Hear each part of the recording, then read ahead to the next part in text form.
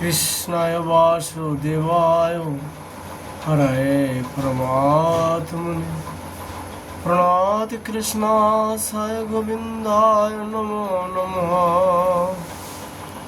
नमो पंकजनाभय नमो पंकजमालिने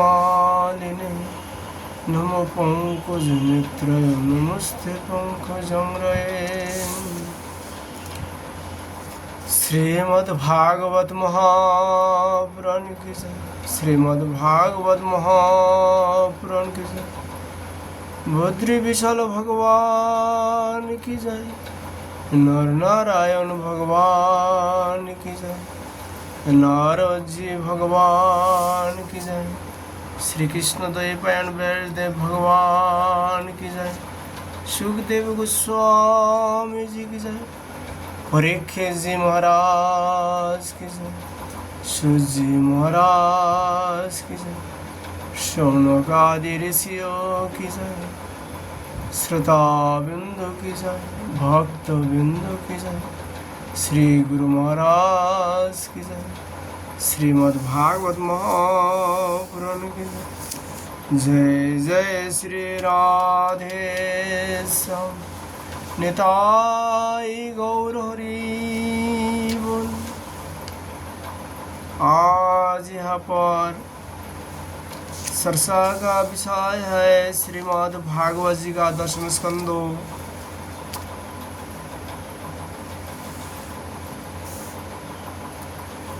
पचपन अध्याय प्रद्युम्न का जन्म और संवासुर का वध। श्री शुकवाच कामस्तु वासुदेवंश दग्धं प्रागो रुद्रमन्नुना देवपापत्ताये भूयस्तमेवं प्रतपद्युतो। श्री सुखदेव गोस्वामी जी कहते हैं, परीक्षित, कामदेव भगवान वासुदेव की ही अंश है। ये पहले रुद्र भगवान की कुर्द अग्नि से भस्म हो गए थे और फिर शरीर प्राप्ति के लिए उन्होंने अपने अंशी भगवान वासुदेव का ही आश्रय लिया। वे ही काम अब की बार भगवान श्री कृष्ण के द्वारा रुक्मिणी जी के गर्भ से उत्पन्न हुए और प्रद्युम्न नाम से जगत में प्रसिद्ध हुए। सौंदर्य वृद्ध कौशल्य आदि सद्गुणों में भगवान श्री कृष्ण से वे किसी प्रकार कम नहीं थे। वे ही काम अब की बार भगवान श्री कृष्ण के द्वारा रुक्मिणी जी गर्भ से उत्पन्न हुए।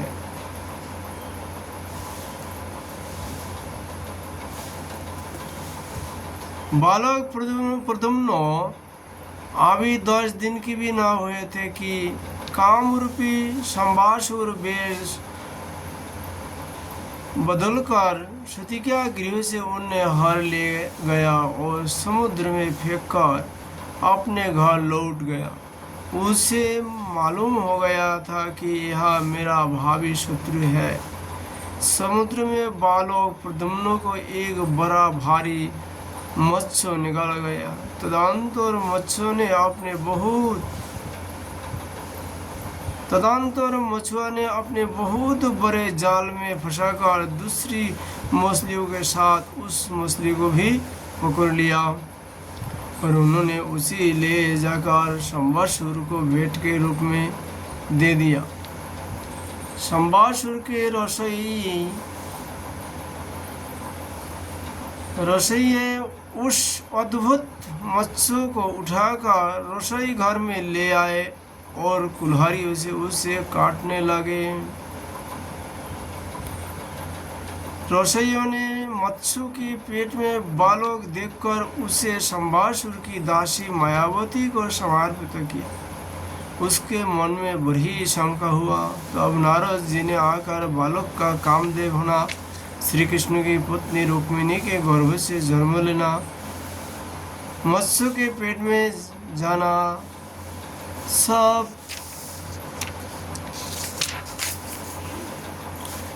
सब कुछ कहा सुनाया। सुखदेव गोस्वामी जी कहते हैं, परीक्षित, वह मायावती कामदेव की यशस्विनी पत्नी रोती ही थी। जिस दिन शंकर जी के क्रोध से कामदेव का शरीर भस्म हो गया था, उसी दिन से वह उसके देहों के पूर्ण उत्पन्न होने की प्रतीक्षा कर रही थी। उसी रोती को संबासुर ने आपने यहाँ दाल भात बनाने के काम में नियुक्त कर रखा था। जब उसे मालूम हुआ कि इस शिशु के रूप में मेरे पति कामदेवी है, तो वह उसके प्रति बहुत प्रेम करने लगी। श्री कृष्ण कुमार भगवान प्रद्युम्न बहुत थोड़े दिन में जवान हो गए। उनका रूप लावण्य इतना अद्भुत था कि जो स्त्रियां उनकी ओर देखती, उनके मन में श्रृंगार रस का उद्दीपन हो जाता। कमलदेव के समान कोमल एवं विशाल नेत्रों, घुटने तक लंबी लंबी बाहें और मनुष्य लोक में सबसे सुंदर शरीर, रोती सलज्ज हास्य के साथ भो मटका कर उनकी ओर देखती और प्रेम से भरकर स्त्री पुरुष संबंधी भाव व्यक्त करते हुए उनकी सेवा शुश्रूषा में लगी रहती। श्री कृष्ण नंदन भगवान प्रद्युम्न ने उसके भावों में परिवर्तन देखकर कहा, देवी, तुम तो मेरी माँ के समान हो, तुम्हारी बुद्धि उल्टी कैसी हो गई? मैं देखता हूँ कि तुम माता का भाव छोड़कर कामिनी के समान हाव भाव दिखा रही हो। रोति उवाच, भवान् नारायण सुतं सांबर नाहितं गृहात् अहं ते अधिकृता पत्नी रोति काम भवान् प्रभो। रोति ने कहा, प्रभो, आप स्वयं भगवान नारायण के पुत्र हैं। संबासुर का आपको सुतिका गृह से चुराए ले आ गया।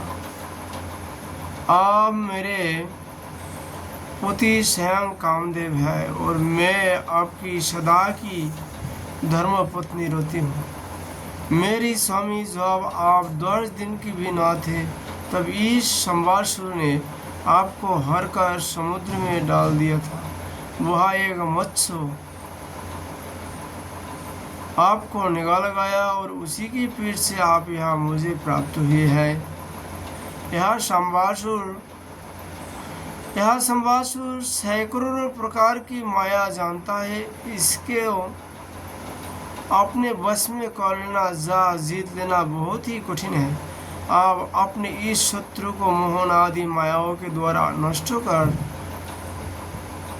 डालिए।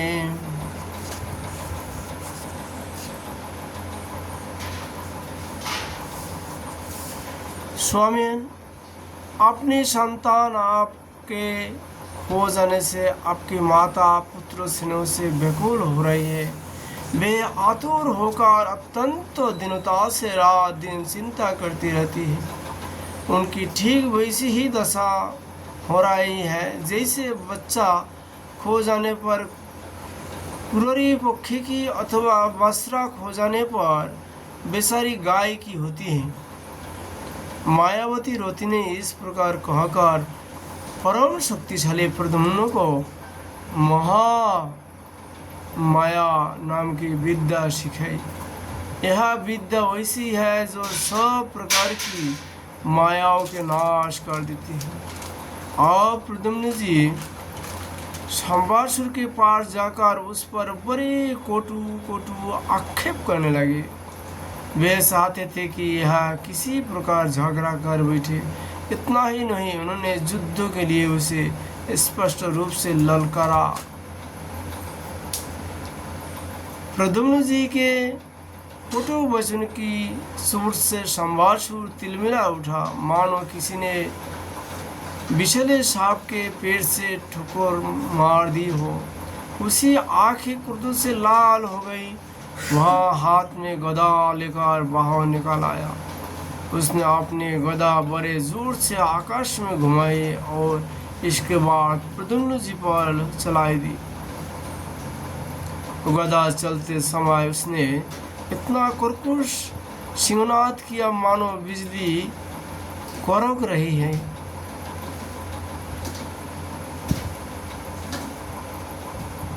सुखदेव गोस्वामी जी कहते हैं, परीक्षित, भगवान प्रद्युम्न ने देखा कि उसकी गदा बड़े वेग से मेरी ओर आ रही है। तब उन्होंने अपनी गदा के प्रहार से उसकी गदा गिराई दी और क्रोध में भरकर अपनी गदा उस पर चलाई। तब वह दैत्य मायासुर की बतलाई हुई आसुरी माया का आश्रय लेकर आकाश में चला गया और वहां से प्रद्युम्न जी पर अस्त्र शस्त्र की वर्षा करने लगी। महारथी प्रद्युम्न जी पर बहुत सी अस्त्र वर्षा करके जब वह उन्हें प्रीत करने लगा तब उन्होंने समस्त मायाओं को शांत करने वाली स्वतमयी महाविद्या का प्रयोग किया।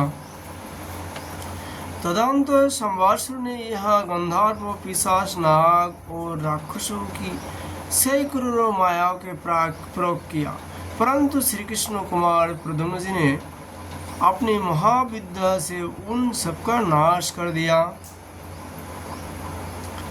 इसके बाद उन्होंने एक तीक्ष्ण तलवार उठाई और संवासुर का किरीट एवं कुंडल से सुशोभित तो शीर जो लाल लाल दाढ़ी मुझसे बड़ा भयंकर लग रहा था, काट कर धार से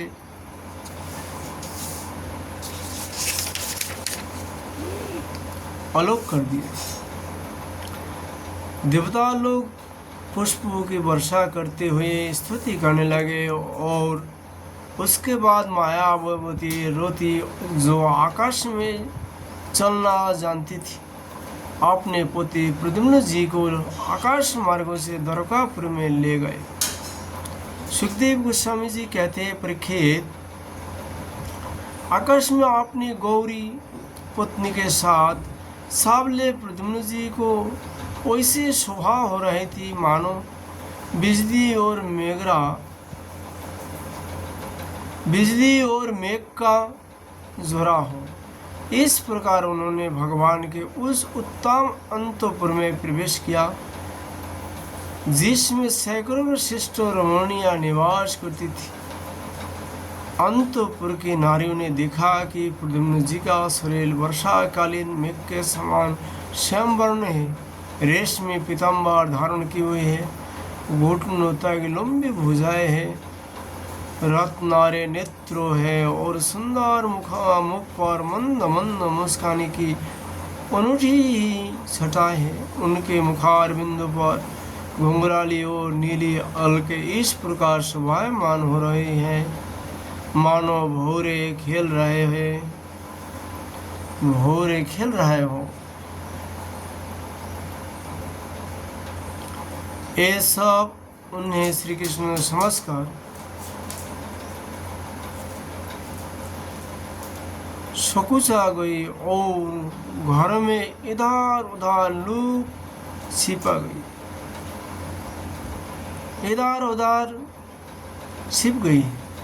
फिर धीरे धीरे स्त्रियों को यह मालूम हो गया कि ये श्री कृष्ण नहीं है, क्योंकि उनकी अपेक्षा इनमें कुछ विलक्षण अवश्य है।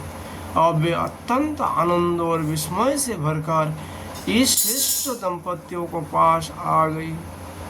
उसी समय वह रुक्मिणी जी आ पहुंची। परीक्षित, उनको नेत्रों, कजररे और वाणी अत्यंत मधुर थी। इस नवीन दंपत्ति को देखते ही उन्हें अपने खोए हुए पुत्र की याद हो आई। वात्सल्य सिन्हों की अधिकता से उनके स्थान से दूध झरने लगे। रुक्मिणी जी सोचने लगी, यह नर रत्न कौन है? यह कमल नयन किसका पुत्र है?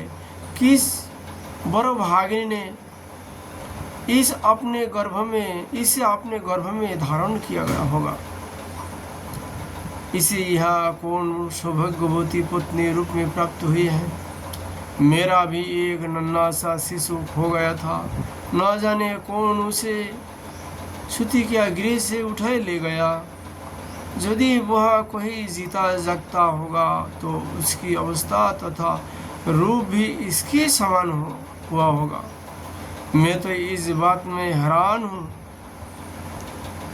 कि इसी भगवान श्याम सुंदर की सी रूप रेखा, अंगों की गठन, चाल ढाल, मुस्कान, सिद्धवान और बोल चाल कहाँ से प्राप्त हुए हैं।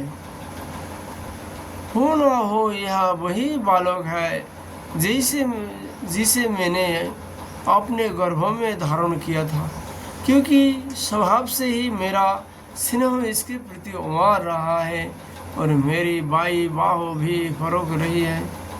जिस समय रुक्मिणी जी इस प्रकार सोच विचार कर रही थी, निश्चय और संदेह को झूले में झूल रही थी, उसी समय पवित्र कृति भगवान श्री कृष्ण अपने माता पिता देवकी वसुदेव जी के साथ वहां पधारे।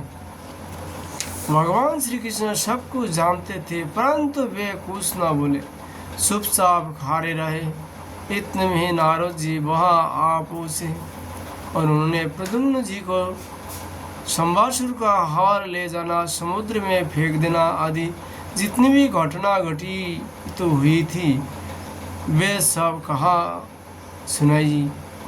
नारद जी के द्वारा यह महान आश्चर्यमय घटना सुनकर भगवान श्री कृष्ण के अंतपुर की स्त्रियां चकित हो गई और बहुत वर्ष तक खोए रहने के बाद लौटे हुए प्रद्युम्न जी का इस प्रकार अभिनंदन करने लगी मानो कोई मरकर जी उठा हो। देवकी जी, वसुदेव जी, भगवान श्री कृष्ण, बलराम जी, रुक्मिणी जी और स्त्रियां सब उस नवोदंपति को हृदय से लगाकर बहुत ही आनंदित हुए। जब द्वारकावासी नर नारियों को यह मालूम हुआ कि खोए हुए प्रद्युम्न जी लौट आए और तब वे परस्पर कहने लगे, ओहो कैसे सौभाग्य की बात है कि यह बालक मानो मरकर फिर लौट आया है। सुखदेव गोस्वामी जी कहते हैं, परीक्षित, प्रद्युम्न जी का रूप रंग भगवान श्री कृष्ण से इतना ही मिलता जुलता था कि उसे देखकर उनकी माताएं भी उन्हें अपना पतिदेव श्री कृष्ण समझकर मधुर भाव में मग्न हो जाती थी और उनके सामने से हटकर एकांत में चली जाती थी। श्री निकेतन भगवान के प्रतिबिंब स्वरूप काम अवतार भगवान प्रद्युम्न के दिख जाने पर वैसे होना कोई आश्चर्य की बात नहीं है। फिर उन्हें देखकर दूसरी स्त्रियों की विचित्र दशा हो जाती थी, इसमें तो कहना ही क्या है। इति श्रीमद्भागवत महापुराणे परमहंस संहितायां दशमस्कन्ध उत्तरार्धे प्रद्युम्न उत्पत्ति निरूपणं नाम पंचशततम अध्याय। श्रीमद्भागवत जी का कथा आज हम लोग यहाँ पर विश्राम करता हूँ। राधा माधव जी का कृपा होने पर फिर कल हम लोग भागवत जी की चर्चा करेंगे। जय श्री कृष्ण।